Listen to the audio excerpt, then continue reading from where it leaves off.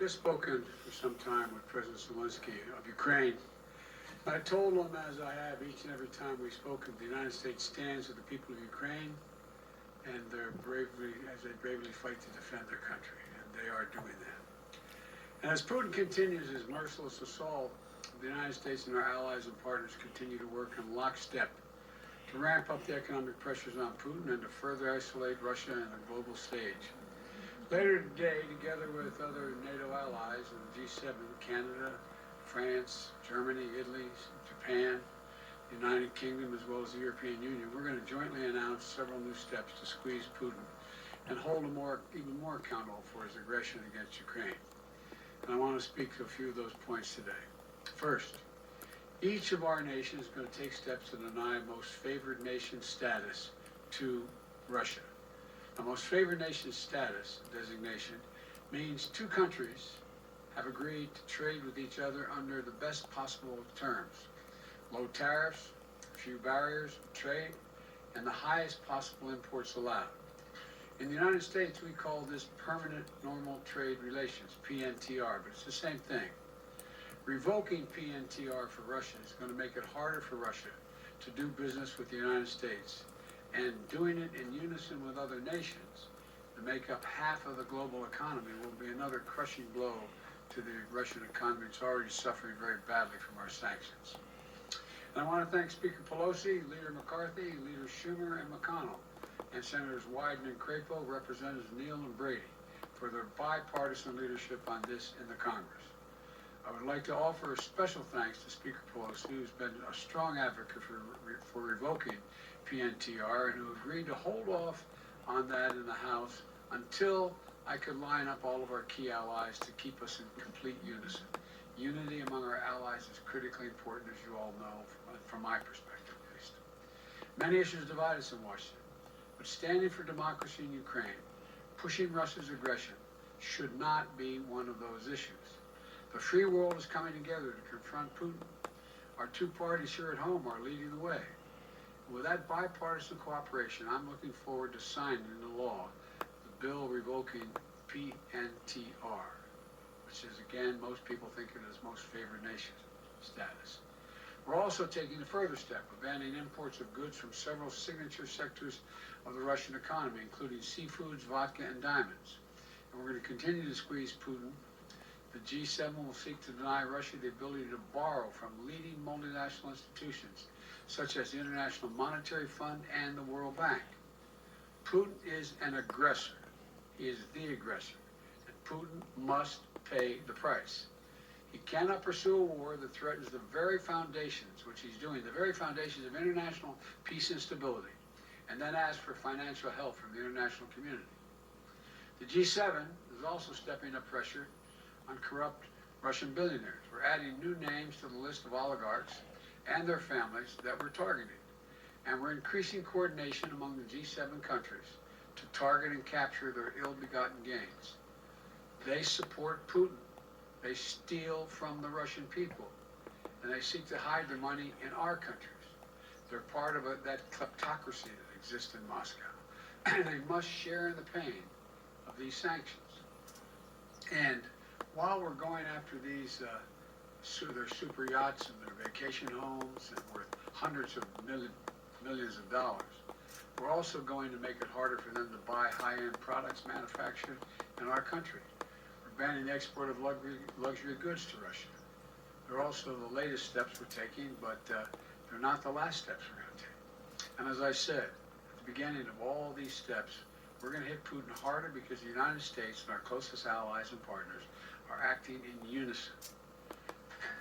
The totality of our sanctions and export controls is crushing the Russian economy. The ruble has lost more than half its value. They tell me it takes about 200 rubles to equal $1 these days. Moscow Stock Exchange has been closed for 2 weeks because they know the moment it opens, it will probably collapse. Credit rating agencies has downgraded Russia's government to junk status, its economy to junk status. The list of businesses and international corporations leaving Russia is growing by the day. We're also continuing to close corporations with allies and partners to make sure that the close cooperation we continue to have, the Ukrainian people are able to defend their own nation. The United States has sent more than $1 billion in security assistance to Ukraine over the last year, including anti-armor and anti-air capabilities, taking out tanks and planes and helicopters, with new shipments arriving every day. We, the United States, are also facilitating significant shipments of security assistance from our allies and partners to Ukraine. And the humanitarian front, we're working closely with the UN and humanitarian organizations to support the people of Ukraine who have been displaced by the violence in Ukraine.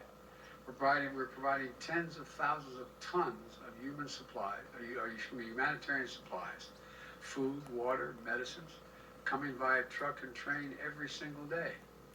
Yesterday in Poland, Vice President Harris announced an additional $53 million in additional humanitarian support to Ukraine. That brings the total humanitarian assistance to $107 million in just 2 weeks. We've joined this effort with more than 30 other countries. We're providing hundreds of millions more. And last night, for their great credit, the Congress passed a bipartisan spending bill that included an additional $13.6 billion in new assistance to the Ukrainian people. And I look forward to signing that immediately. I also want to be clear, though. We will make sure Ukraine has weapons to defend against an invading Russian force. We will send money and food and aid to save the Ukrainian people. And I will welcome Ukrainian refugees. We should welcome them here with open arms if they need access. And we're going to provide more support for Ukraine. We're going to continue to stand together with our allies in Europe and send unmistakable message. We'll defend every single inch of NATO territory with the full might of the united and galvanized NATO. We will not fight a war against Russia in Ukraine. Direct confrontation between NATO and Russia is World War III, something we must strive to prevent. But we already know Putin's war against Ukraine will never be a victory. He hoped to dominate Ukraine without a fight. He failed.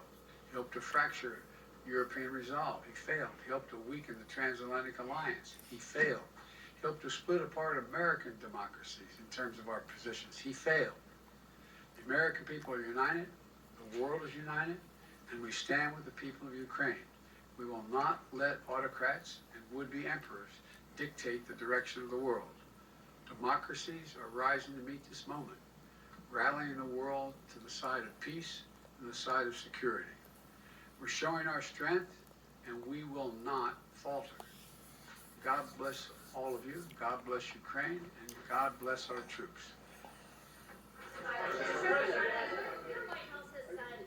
that Russia may use chemical weapons or create a false flag operation to use them. What evidence have you seen showing that? And would the U.S. have a military response if Putin does launch a chemical weapons attack? I'm not going to speak about the intelligence, but Russia would pay a severe price to use chemical weapons.